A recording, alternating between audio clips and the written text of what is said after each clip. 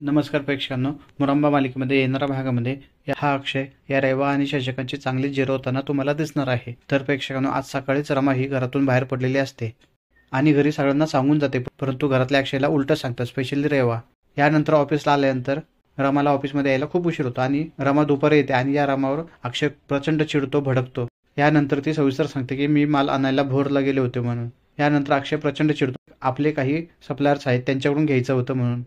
आणि हे सगळं झाल्यानंतर रमा तिथून निघून जाते आणि जे कामगार रमाने नेलेले असते त्यांच्याशी अक्षय बोलत असतो. तेव्हा त्याला कळतं की बजेट खूप कमी असतं, रमाकडे जास्त पैसे नाही आहेत म्हणून.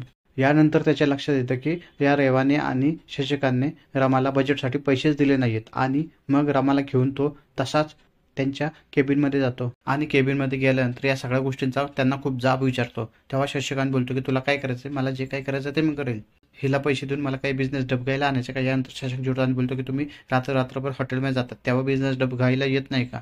आणि अक्षय या दोघांना बरंच काही बोलतो आणि मग रमाला घेऊन तिकडून निघून जातो.